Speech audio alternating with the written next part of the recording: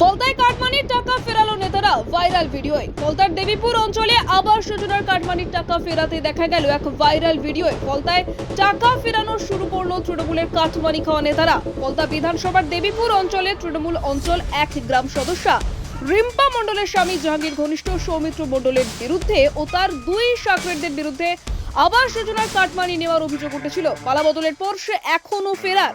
সৌমিত্র মণ্ডলের 2 শাকরেট সুমিত হালদার ও সুমন্ত মণ্ডল তৃণমূল নেতাদের কথায় এলাকায় ফিরে কাটমানি ফিরিয়ে দিতে দেখা গেল। কারো 10,000, কারো 15,000 টাকা নিয়েছিল।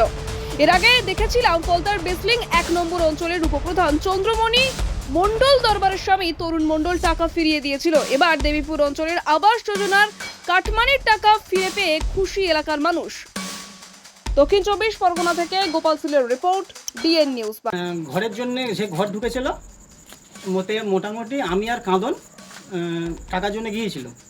এবারে সীমা কাকির কাছে নেওয়া হয়েছে, লালিদির কাছে নেওয়া হয়েছে, তনুমায়ের কাছে নেওয়া হয়েছে, আর জগদীশকার বাড়িতে আমি সুমন কোথায়? সুমন জগদীশকার বাড়িতে নেওয়া হয়েছে। কত টাকা করে নিয়েছিলিস? সীমা কাকি তুমি 8,000 টাকা দিয়েছিল। ওটাই দেখলাম। হ্যাঁ, লালি দিয়েছিল 10,000 টাকা না 9,000 টাকা। 10,000। আমি আর কাঁদনই গেছিল। আর তনুমার কাছ থেকে? তনুমার কাছে কত? তনুমায় 10,000 টাকা। হ্যাঁ, আর গোপালকার বউ গোপালকা এর কাছে কাঁদনের কাছে 5,000 টাকা দেখেছিল। কি উদ্দেশ্যে টাকাগুলো নেওয়া হয়েছিল? টাকাগুলো নেওয়া হয়েছিল সৌমিত্র বলেছিল। সৌমিত্রকে? সৌমিত্র সভাপতি, অঞ্চল সভাপতি। কোথাকার অঞ্চল সভাপতি?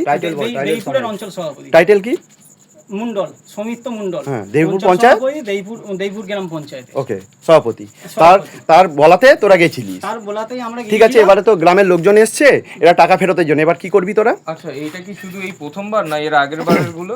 এর আগের বারে তখন আমি সঙ্গেই থাকতাম কারোর সঙ্গে। এর আগের বারে যখন মানে সদস্য ছিল মহাদেব, মানে তখন আমাকে এসব বিষয়ে কোনো ব্যাপারে আমার করতো না।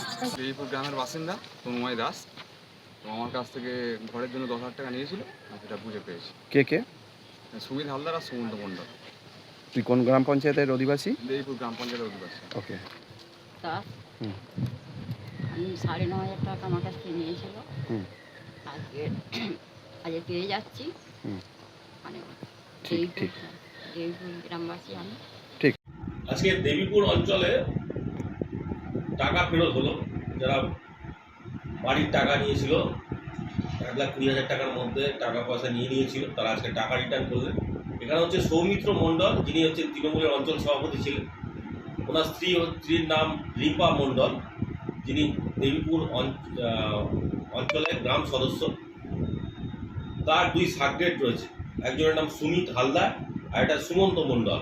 তারা গ্রাম থেকে লক্ষ লক্ষ টাকা তুলেছিল এবং গ্রামের লোক যখন আজকে প্রতিবাদ করেছে, টাকা ফেরত চেয়েছে, তারা আজকে গ্রামে ফিরে এসে তারা গ্রামের মানুষদের যার যার টাকা, যার কার 15,000, কার 10,000, কার 20,000, যে যার যেরকম টাকা নিয়েছিল তাদের কাছ থেকে সেই টাকাগুলো আজকে ফেরত দিয়েছে।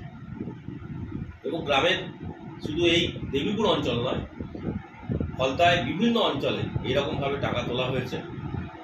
এর আগেও বঙ্গনগর 2-তে দেখেছেন টাকা ফেরত দিয়েছে উপপ্রধানের স্বামী, আজকে অঞ্চল সভাপতির স্ত্রী, পঞ্চায়েত সদস্য রিম্পা মণ্ডল, এবং তার লোকদের দিয়ে আজকে টাকা রিটার্ন করলেন। গরিব মানুষদের টাকা রিটার্ন করতে হবে, এটা প্রধানমন্ত্রীর